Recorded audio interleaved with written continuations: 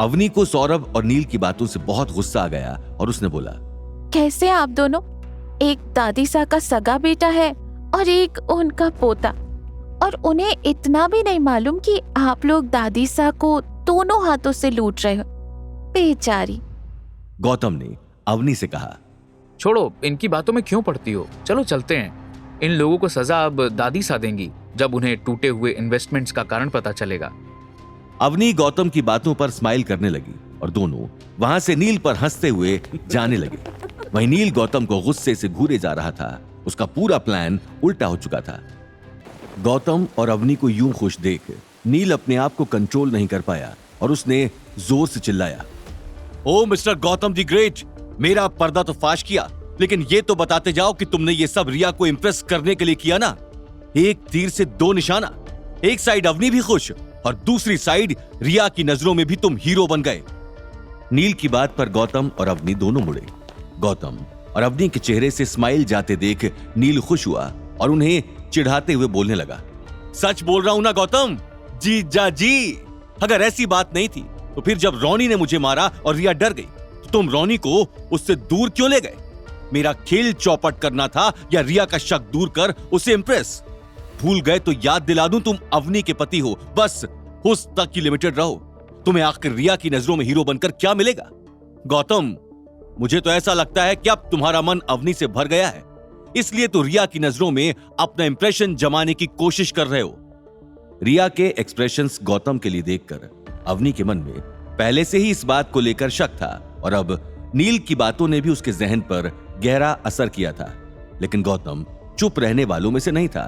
उसने नील को खरी खोटी सुनाते हुए बोला, तुम चुप थे ना, वही ठीक था। जब भी मुंह खोलते हो कुछ न कुछ गलत ही बोलते हो।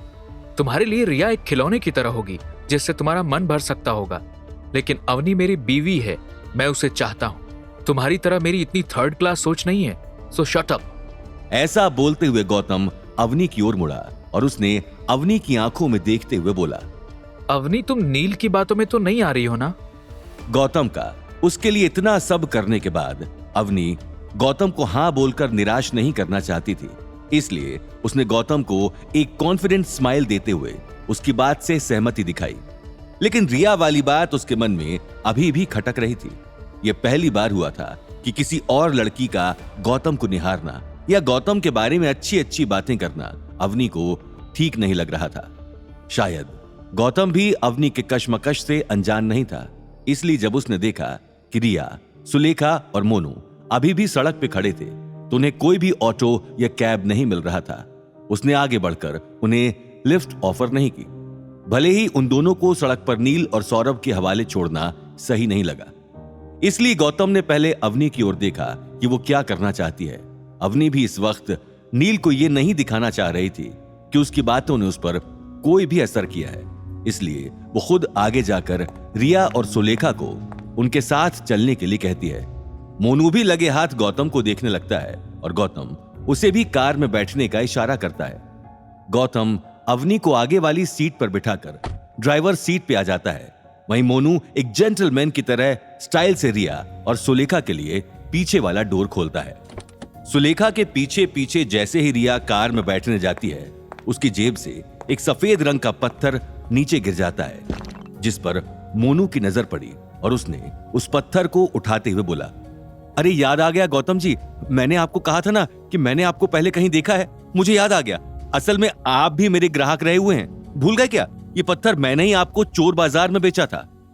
मोनू की इस बात पर गौतम ने अपने दिमाग पर जोर दिया और उसे ध्यान आ गया कि एक बार उसने ही एक आदमी से सफेद रंग का पत्थर खरीदा था, लेकिन वो मोनू ही था। इसके बारे में उसे क्लैरिटी नहीं थी। गौतम से वो पत्थर उस लड़ाई के दौरान गिर गया था, जब वो मास्क पहनकर आया था और रिया को बचाने के लिए उन गुंडों से भिड़ गया था। मोनू की बात सुनकर रिया एकदम से चमकने लगी और वो गौतम को देखने लगी।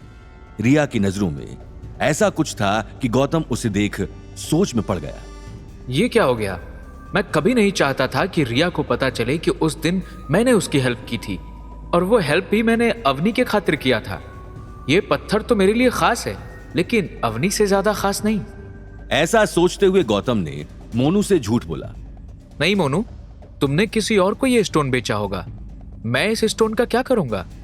वैसे भी ये स्टोन मुझे कॉमन लग रहा है, इसमें ऐसा क्या है जो मैं इसे खरीदूंगा? तुम्हें कोई गलत फहमी हुई है। मोनू ने ना में अपना सर हिलाया और बोला, बिल्कुल नहीं, मेरी आंखें धोखा नहीं खा सकती। ये बहुत ही खास तरीके का पत्थर था जिसे मैंने आपको बेचा था। और याद है, मैं आपसे रास्ते में कह भी रहा था कि मैंने आपकी शक्ल पहले कहीं देखी है। मैं पूरे यकीन के साथ कह सकता हूं कि ये पत्थर मैंने सिर्फ आपको ही बेचा था, क्योंकि ये इकलौता ही ऐसा पत्थर का टुकड़ा है। अवनी अब भी मुड़ कर उस पत्थर, रिया और गौतम को देखे जा रही थी, इसलिए गौतम ने तुरंत मोनू की बात को हवा में उड़ाते हुए बोला, चलो चलो छोड़ो इस बात को, ये कोई इतना अहम मुद्दा नहीं है जिस पर हम लोग यहाँ पर खड़े होकर चर्चा करें। ऊपर से बारिश भी शुरू हो चुकी है, इससे पहले कि पानी काफी ज्यादा भर जाए हमें जल्दी से जल्दी निकलना होगा। आगे की कहानी जानने के लिए देखिए अगला एपिसोड सिर्फ पॉकेट एफएम के यूट्यूब चैनल पर, और रॉयल वारिस के सारे एपिसोड्स को सुनने के लिए डिस्क्रिप्शन में दी लिंक से डाउनलोड करें पॉकेट एफएम ऐप।